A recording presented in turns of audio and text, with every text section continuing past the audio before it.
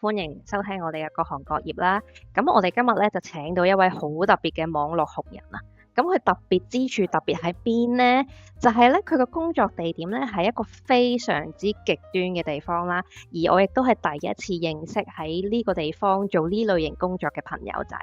咁我相信咧，你哋平時上網咧都睇過佢分享嘅一啲圖片啊，一啲嘅文章。咁佢就會咧喺冰天雪地嗰度咧就同企鵝打卡啊。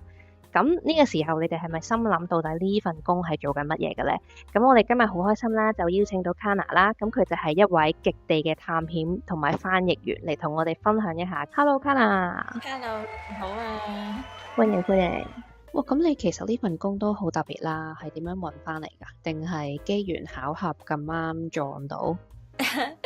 其實都幾好彩嘅，係一個舊同事介紹我嘅。咁嗰位舊同事係紐西蘭人嚟嘅，佢以前喺香港同埋喺紐西蘭我都同佢一齊做過嘢。咁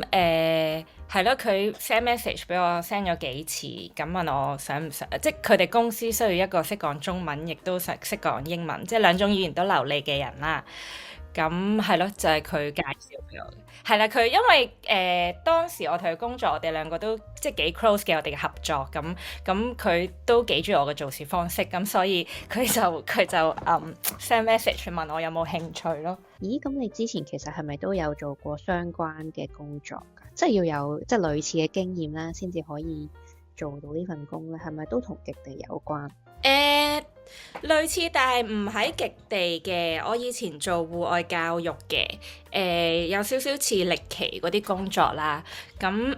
但係喺香港嘅時候，我係專做國際學校嘅，咁做好多帶啲國際學校嘅學生去露營啊、行山啊，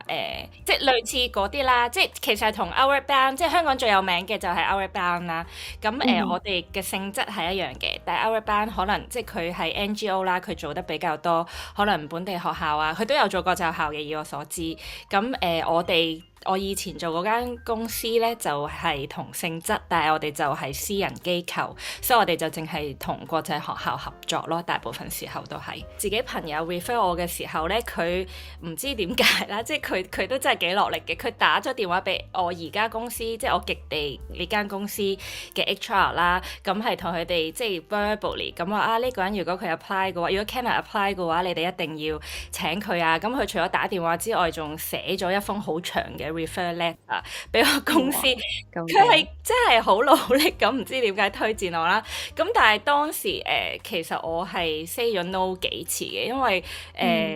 我當時我問咗佢幾個問題，因為我諗可能佢講啲嘢有少少。佢話啊，你通常啲人都喺船上邊度生活6個月嘅，咁所以當時係覺得哇6個月喺隻船上邊，我未必搞得掂㗎喎。即係雖然南北極好開心，但係都會即係咯，即係屋企人啊、生活啊，即係都有其他各種嘅嘢咁樣啦。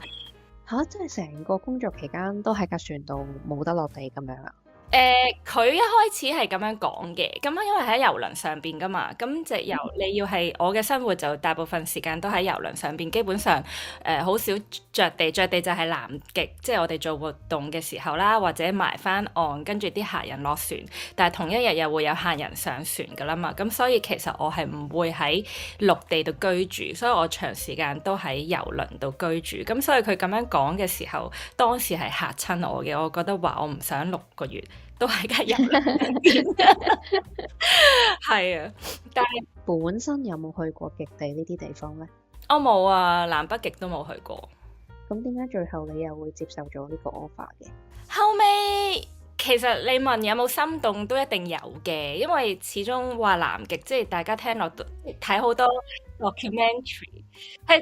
即刻就會有個畫面出嚟，覺得好靚啊，有好多生物啊。因為我相信我哋成長都睇好多即係BBC 啊或者 Discovery Channel 咁樣啦，即刻嗰啲畫面就出咗嚟咁樣啦。咁其實都有心動嘅，但係只不過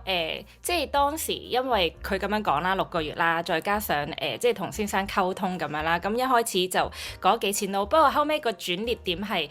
有一次公司真係好。即係喺last minute 度等人用，咁佢當時就話俾我聽係一個7日嘅 trip 咁樣啦，當時係北極嘅，咁因為我喺英國啊嘛，咁所以北極距離比較近啦，係啦。咁當時我就覺得話7日試下都好啊，即係如果中意咪繼續中意都冇損失啦咁樣啦。咁所以當時我就即刻 apply 咗。就本住7日咁樣先嘅，係啦。咁後尾因為佢哋就即刻 last minute 揾咗人啦，咁所以就冇process 我嘅 application。咁點知即係過咗1個月，佢哋就開始 process 南極啦。咁佢哋先至再去聯絡我咯。咁所以當時係因為佢已經係有個期，即係都幾確定佢哋係需要人。咁所以我都覺得當時都覺得啊。試下咯咁樣，因為佢一開始俾我都係1個月咁樣，咁我都覺得1個月話長唔長，話短唔短，即係當一個大家嘅 trial， 我覺得都 OK 嘅咁樣咯。哦，即係佢係減短咗嗰個 trip 啊，即係本身話可能6個月，跟住後尾可能你試咗7日嘅北極之旅，跟住之後又1個月咁樣俾你去再試咁樣。其實係即係我雖然我個 friend 話6個月啦，但係其實即係後尾入咗行先知，其實佢唔會一開始就俾6個月你，因為佢唔知道你嘅工作能力 O 唔 OK 啊，係啦，咁所以正常咧好多公司都可能會俾1至2個 trip 你嘅，咁。幾長就視乎嗰個 trip 幾長啦，因為好多唔同款噶嘛，有啲10日，有啲15日，有啲20日，有啲30日咁樣啦。咁所以通常佢都會俾1到2個 trip 去試下你。咁但係當時我朋友就冇咁樣同我解釋啦。咁所以如果佢開始已經話俾我聽，嚇親咗你係啦。咁所以佢就嚇親咗我。咁所以後尾即係我自己遞咗 application 之後，佢哋再翻過嚟問我1個月 O 唔 OK 嘅時候，我後尾先知原來行內係咁樣運作嘅。咁我先覺得1個月都 OK 咁樣咯。同埋南極係大部分時間日頭，大部分時間夜晚噶嘛，一係即係係咯，同翻北半球調翻轉係咯。但係都睇你南緯去到幾多度嘅。咁如果你去到南極，即係個鋪中間嗰一點，即係地球嘅真係嗰一點啦，咁就通常都係得極晝或者得極夜嘅啫。咁你個南緯越低，即係越上北部嘅話，咁咪越個比例咪少啲咯。咁所以你而家係屬於都要翻工啊，定係代工？即係等個季節開，因為正常咧都係南極嘅季度就係10月尾開始啦，去到4月頭啦。因為嗰個就係夏天時候啦，之後夏天啲冰融咗，我哋啲郵輪先可以落去，所以佢先至會喺夏天開放俾遊客嘅。咁去到4月頭到5月尾咧，我哋通常行內嘅人咧都會休息嘅，因為北極就未開始嘅，北極而家呢個時候都係仲有少少凍嘅，咁所以通常都會5月底先至開始啦，跟住之後就會去到9月頭，係啦，所以 in between 4月5月啦、9月10月啦，通常行內嘅人都會休息咯，因為其實好扯嘅份工都好扯啊，係啊，因為首先你係冇 day off 嘅。假設佢俾咗2個 trip 你咁樣先算啦，咁我自己為例啦，我一開始係2個 trips 啦，第一個係10日，第二個係20日咁樣啦，咁所以我 total 係返30日工。咁我第一個 trip 啲乘客上咗嚟10日，帶完佢哋去南極，返返去阿根廷落咗佢哋同一日嘅下晝，20日嗰個 trip 啲乘客就上船啦，咁跟住我哋就即刻又起航啦，就去南極啦，咁就玩20日啦，又返嚟。咁所以我喺個30日入邊，我係冇一日day off 咯，完全咁即係3日都有嘢做嘅，即係3日都有嘢做，只係有多與少咯。即係因為南極同北極就有少少唔一樣嘅，因為南極你一定要過佢個海峽嘅，咁個海峽係2日嘅，咁嗰2日你唔會落船噶嘛，咁就大家輪流做講座咯，即係我同其他同事輪流做講座啊，有其他活動啊，即係同埋我哋公司提供鞋啊，即係好多類似 admin 咁嘅嘢要做啦，咁嗰啲就冇咁辛苦嘅。係啦，咁但係多嘅可能係照顧乘客嘅嘔吐啊、暈船浪啊，即係比較多呢啲情況啦。咁所以係冇咁辛苦，但係你都係工作緊咯。但係你嘅工作量係冇咁大。但係當你去到南極，你就每日都出活動啦，即係你一係就落去上岸啦、睇企鵝啦，或者揸快艇啦，帶佢哋喺海上邊度揾鯨魚啊、揾海豹啊。咁嗰啲日子就會比較 intense 嘅，係啦，就會時間比較長，咁亦都體力勞動。即require 嘅體力係比較多嘅，咁所以係咯，所以係都攰嘅。你頭先話揸船，咁你要考船牌嗰啲嘅喎，但係你本身都識揸？係啊，要考船牌，不過好簡單嘅啫，即係係其實係幾簡單，因為咧佢 require 就係最 basic 入門嗰個船牌啦，喺英國叫做 RYA 啦，香港都有嘅。咁其實係一個2日嘅 course 啦，我自己就喺泰晤士河度考嘅。其實佢只不過係即話翻一啲理論俾你聽啦，亦都有實際就係你可能教你隻船係點樣操作啊，即係點樣，即係好似揸車咁樣點樣俾油啊，點樣轉軚盤啊，幾時應該要開快啲，幾時要開慢啲咁樣啦。咁喺呢2日入邊你就學晒所有呢啲嘢啦，同埋人跌落水你要點樣做啊，呢啲咁樣嘅程序啦。但係其實你冇 practice 過噶嘛，所以其實正常考完呢個 RYA 入門呢個快艇牌咧，其實係你未必會夠膽自己揸隻艇出去。南北極佢哋就淨係要求你要個入門咯，因為南北極揸艇個技巧同你喺泰晤士河揸都唔一樣噶嘛，因為南極唔會有 Uber 呢隻船啦，即係唔會有其他商業用嘅船啦，所以佢哋個 requirement 又唔一樣，同埋風啊浪啊，即係個程度都會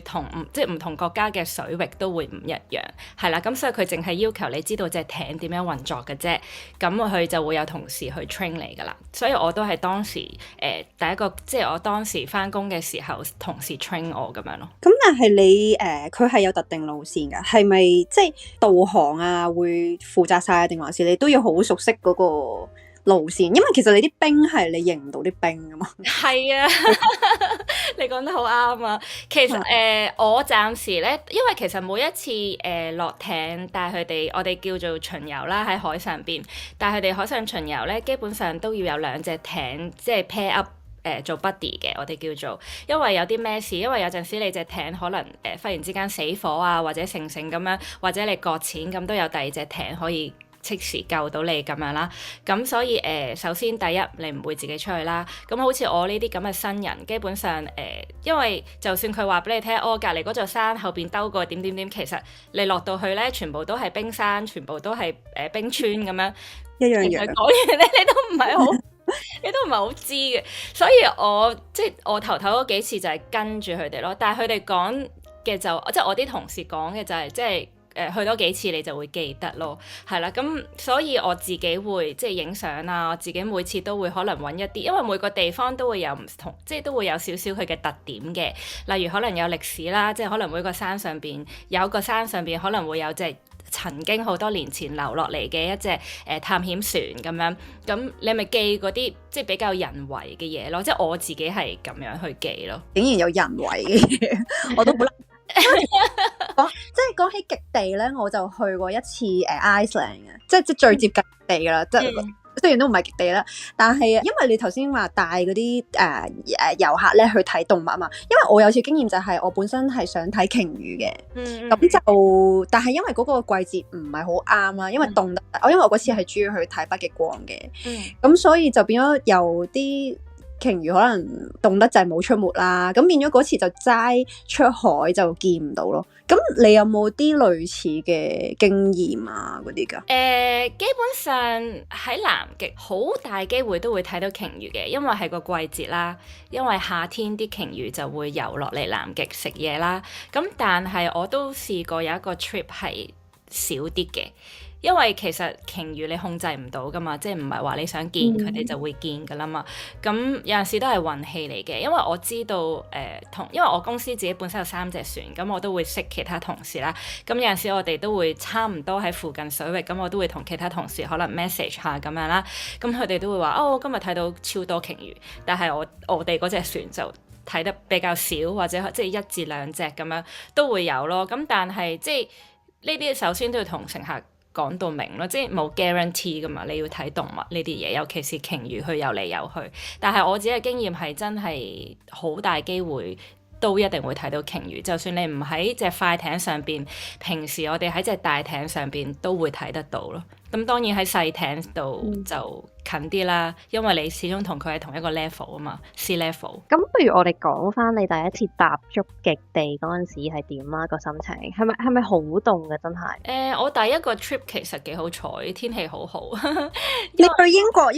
英國應該覺得呢度暖好多啊？係咪啊？我覺得南極嘅夏天其實冇大家想象中咁凍嘅。真係啊，你都冇嘅？都 depends 嘅，亦都即係我諗好似英國嘅冬天咁，你有太陽嗰日咪即係感覺上冇咁凍，但係你知英國嘅太陽都係射落嚟，都覺得唔係太温暖噶嘛。但係南極嘅太陽射落嚟係真係温暖嘅，因為佢冇其他嘢遮擋噶嘛。所以南極我自己覺得，如果南極係真係大藍天嗰日咧，其實係幾暖啦，同埋冇風嘅時候啦，即係最主要係冇風啦。如果你係藍天但係好大風嘅話，其實都係好凍嘅，係啦。咁所以咧，我自己覺得南極唔係大家想象中凍到頂唔順，因為我唔知你有冇見過啦。其實我都有喺 Threads 上邊有 post 過我着短袖衫嘅。其實我自己當時都冇諗過啊，原來即係大家對呢件事係哇，點解你可以着短袖衫？其實我當時冇諗過嘅，即係因為我係攞住香港之旗咁樣啦，咁所以睇到啊，post 咗嗰張相啦，係啦，咁我嘅重點就係支旗啦，點知啲人嘅重點就係短袖衫啦，咁所以。我覺得都幾得意嘅，原來我自己發現其實你上咗岸之後，因為你上岸你會行嚟行去噶嘛，因為你會周圍去有唔同嘅點睇唔同嘅企鵝咁樣啦。咁當你行嘅時候呢，亦都喺雪上邊啦，咁所以你都係用比較多嘅體力嘅，咁所以你自自然然你都會 generate 到 heat 咯，即係你都會個身都會開始暖咯。我見到你有張相咧，你直頭係落咗水游水啊！係啊，係啊，因為係我今日啱啱先最新 post 咗係講翻 Polar Plunge 嘅極地跳水。咁如果天氣好嘅話咧，基本上係一定會有呢個活動嘅。咁我當時第一個 trip 去嘅時候係真係天氣好好啦。咁嗰日應該大概可能5度左右，跟住水溫可能講緊1至2度左右。咁因為冇風啦，又有太陽啦，所以嗰日落水我係覺得係接受得到嘅，即係都唔會話震晒咁樣嘅，我係直頭一嘢行落去，即刻就浸個人落水，仲即係爬咗2下我先起身嘅，係啦。咁我係覺得嗰日 OK， 但係我都有遇過一啲日子係即係好大風啊，亦都有雲咁樣啦，咁我就冇去跳啦，因為我自己覺得我都跳過啦，咁我就唔使喺啲太極端嘅天氣度跳，係啦，咁但係大部分嘅乘客都會嘗試嘅，係啦。除咗要考船牌之外咧，我仲見到你係咪要練習槍法啦？係啊，因為北極有北極熊，咁所以即係雖然啦，而家有好多新嘅規矩啦，即係我哋隻船係唔可以同北極熊近過500米啦。其實都幾遠嘅，係啦，咁但係始終都係嗰句啦，係動物嚟噶嘛，你唔知道有陣時我哋架船停靠咗某一個點，可能隻熊係匿埋咗喺某一啲位置，我哋睇唔到，同埋即係熊係白色啦，雪又係白色啦，咁佢哋有保護色啦，咁所以我哋係有責任孭住支槍，咁真係 touch wood，如果有啲咩事真係好緊急嘅情況底下，咁我哋係需要開槍嘅。So far 係咪未開過第一槍㗎？我未啊，因為我北極係仲未去，係啦，我今次係第一次，係啦，咁我都唔希望我會開，我都唔希望。同埋咧，我見到你都影好多海獅海豹，但係咧我有睇 Discovery 咧，有時佢哋都有脾氣㗎喎。哦，有㗎，有㗎。會唔會有啲帶團嘅時候，會唔會有啲乘客即係手多多又要摸企鵝摸？可唔可以嘅咧？可唔可以點噶？唔可以嘅企鵝，所有動物你都至少要留5米距離。我都明白，其實我想捉一隻翻屋企。係因為你見到企鵝咧，佢哋好似好 fluffy 咁樣咧，毛鬆鬆好得意，你都好想睇下其實佢哋係咪軟腍腍，但係唔得嘅。係，但係有乘客係嘗試去追佢哋嘅，係啦。咁係啊，我唔知道。好離譜喎咁。佢驚唔驚嘅先？佢哋即係佢會唔會好似香港嗰啲雀仔咧？你一未埋到佢已經飛走啦嘛，好大反應。就係其實你係唔應該嚇佢哋噶嘛，咁如果你好大反應，因為其實你都唔應該行得太快啦，唔應該太大聲，因為其實你盡量都唔想影響生態環境，咁嗰個係佢屋企嚟噶嘛，咁你去睇佢哋，你梗係希望尊重佢哋啦，即係莫講話掂唔掂先啦，即係首先你唔好影響到佢哋自己嘅日常生活，即係呢個係我哋希望做得到嘅嘢咯。咁所以其實因為其實唔係我睇到嘅，係我另外一位同事睇到嗰日，跟住佢翻嚟，因為我哋每日都會開會嘅，咁佢翻嚟就講翻出嚟咁樣啦。咁嗰個乘客當時係可能已經係即係嗰個 trip 嘅尾聲，即係佢開始已經 warm up 咗啦，亦都知道即係幾時可能我哋會喺咩位置咁樣，咁所以佢當時可能以為冇人睇到佢啦，咁所以佢就即係會有啲人係會咁樣即係比較 sneaky 嘅，咁但係我哋係會分散晒我哋啲人喺岸上邊，咁確保大家安全啦，亦都係睇下大家有冇違規咁樣啦，咁所以當時係有即刻制止咗佢嘅。咁首先如果你俾咗個 warning 佢唔聽嘅話，其實我哋係會有機會唔俾佢再落船嘅，或者即係下晝唔俾佢做即係例如上艇嘅活動啊，即係我哋係有權利去咁樣做咯。有試過嘅，有試過，但係有另外一個客佢就唔係想追企鵝嘅，咁因為其實而家南極有禽流感啦，咁所以其實係啦，咁其實都好 sad 嘅，即係禽流雀感係嘛？係咪企鵝？係啦，係啲雀啦。咁因為企鵝都係鳥類嚟嘅，咁所以其實佢哋都有機會去沾染到禽流感嘅。咁但係所以咧，我哋所有嘅乘客落到去上岸咧，就係唔可以坐低啦，唔可以踎低啦，唔可以瞓低啦。即係總之盡可能減少你身體可以接觸得到個雪，因為唔希望你將個菌帶去下一個登陸點，即係下一個岸咁樣啦。咁當時我哋即係每一次我哋上船，我哋都會有唔同嘅講座，咁係會解釋晒，即係你有啲咩可以做，有啲咩唔可以做，點解你可以做，點解你唔可以做，即係講得好清楚嘅。咁但係都有乘客係都會照犯啦，咁你初犯通常都係會俾 warning 嘅啫嘛，咁當時個乘客就係瞓咗喺雪度，咁就喺度玩雪啦，即係好似我哋平時喺電影睇到呢啲人大手大腳喺度滑咁樣啦，係啦，咁我哋英文叫 Snow Angel 啦，咁當時佢就咁樣做啦，咁即刻就俾人睇到啦，咁即刻就俾咗個 warning 佢啦，咁佢當時就講一句佢唔知啦，咁通常啲人都會扮下嘢咁樣，即係搏下懵咁話俾你聽，我唔知，咁我咪俾第一個 warning 你咁樣咯。咁跟住之後，後尾佢好似有再嘗試做，同埋佢仲做咗另一樣嘢，係佢喺我哋船頭上邊，因為我哋船頭有支旗杆嘅，咁就係即係有個公司支旗喺度咁樣啦。咁佢當時就去咗爬上呢支旗杆上邊。哇！佢都好頑皮喎，呢個人。係啊，所以後尾我哋就有，因為好似唔知第3日發生咁樣，跟住第4日嘅活動佢就冇得參加咯。咁我哋都有同佢講得好清楚，因為其實係即係你嘅安全問題啦，其他乘客嘅安全問題啦，同埋即係啲企鵝同埋啲鳥嘅安全問題啦，即係啦。咁所以我哋就禁止咗佢活動一日。有冇話限年齡去上呢個即係參加呢個 tour 嘅？有冇㗎？因為你始終可能有啲可能細路仔佢唔講得明㗎嘛。最細4歲我哋都有接過嘅，咁但係4歲就冇乜嘢嘅。佢其實因為太細咧，基本上佢都係黐住佢爹哋媽咪，所以佢自己唔會即係做到啲乜嘢嘅。咁同埋如果係未成，應該咁講啦，16歲以下啦，我哋都會希望父母同埋個小朋友唔可以分開活動嘅。即係如果你落到去岸度，你想睇企鵝嘅話，咁你啲小朋友要跟住你咯，因為你要 make sure 你啲小朋友唔可以犯規嘛。咁佢係你哋嘅責任嚟噶嘛。係啦，咁所以係冇最細嘅，咁最大基本上都冇嘅，即係70幾80歲嘅乘客我哋都有遇過嘅。咁但係即係首先佢哋一定要 declare 佢哋自己係健康嘅咯，因為如果你上落船都有問題要人哋扶嘅話，其實即係冇咁多人手，每一次淨係服侍你一個人咁樣咯。咁所以佢哋一定要本身填咗張 form 係要申報自己係有足夠嘅能力去參加活動咯。有時咧，我喺 IG 碌到啲片咧，又係嗰啲乘客一齊坐船出海睇鯨魚咁樣啦，跟住啲鯨魚咧係會游埋去隻船身邊度咯。係㗎，有㗎，我都有試過。咁係咪可以伸手摸嘅時候？唔可以，當然係唔 recommend 啦。唔可以，你可以觀看，你可以用相機睇。其實我哋數翻啦，你喺船上嘅日子其實唔算話大概半年，係咪啊？差唔多半年。我暫時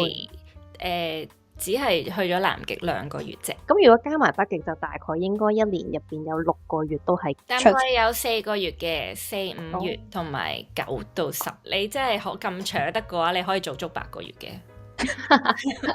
我知道我以前個隊，即係我同我一齊做嘢嗰個隊長，佢以前係做足9個月添。哇即係因為前後仲有啲 preparation 啦，即係你可以跟住隻船，因為我哋荷蘭公司嚟嘅，咁隻船每一次即係而家咁樣啦，佢會翻返去荷蘭做維修啊，跟住之後又上課啊，即係為下一個季度準備咁樣。咁有陣我知道佢係會喺荷蘭上船，一直再落翻去南極，即係阿根廷咁樣，佢會咯，係啦。即係我知道有人係會咁樣做咯，但係普遍嘅人通常都可能做5到6個月。佢俾你自己選擇嘅。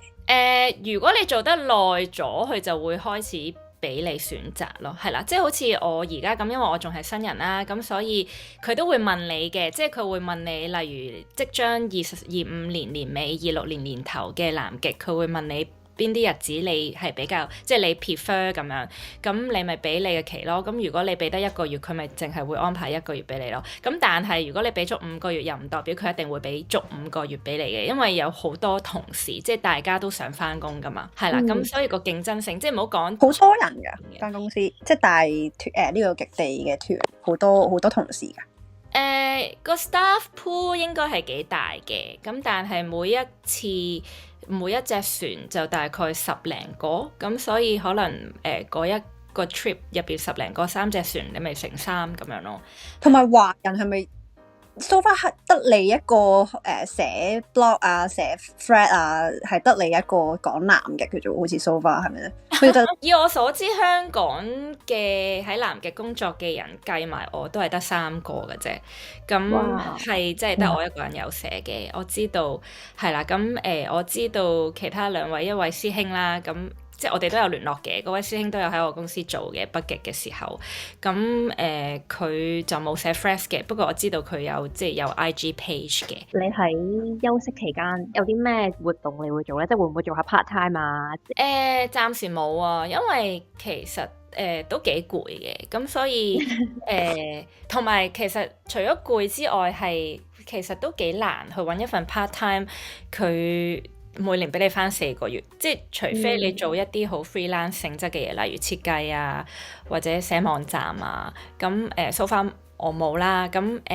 但係我而家就覺得咁，不如用呢啲時間去 upload 啲片俾大家睇，即係寫下 fresh， 因為每一次見朋友都發現原來即係大家對呢個地方都有好多問題，係啦，咁始終即係能夠打嘅嘢，每一篇都係有限噶嘛，咁所以即係每一日都會諗下啊，有啲乜嘢其實朋友問過我，原來大家都想知而即係唔知嘅咧，即係包括最簡單嘅就係有啲咩行程啦，幾多錢啦，呢啲肯定係大家都好想知啦。但係即係除咗講呢啲之外，大家都會好想知道即係你喺船上邊有咩做啊，咁同埋即係唔同嘅嘢咯，係啦，咁所以我而家會希望用呢啲時間去試下同大家分享咯，同埋講真係影咗好多片嘅，同埋影咗好多相嘅，咁所以即係可以慢慢咁樣放翻上網同大家分享下，唔好浪費咗佢。如果唔係佢就喺我個 hard disk 度唔知做咩。係啊，好靚，我見到你影啲相。係咯。同埋原來企鵝都有好多隻品種，即係我真係對南極係冇乜概念嘅，即係我連南極係有一個島定係個範圍係幾大我都唔係好清楚，即係冇呢個 concept 就完全。但係你例如你影咗咁多動物咧，你覺得即係雖然全部都係一啲好稀有嘅動物啦，你覺得邊一隻動物係最即係一講出嚟係真係令大家哇一聲嘅咧？各位靚哥靚姐，如果中意呢類型嘅片，記得 like 咗先喎。下一條片已經彈咗出嚟㗎啦，撳埋入去睇埋先喎。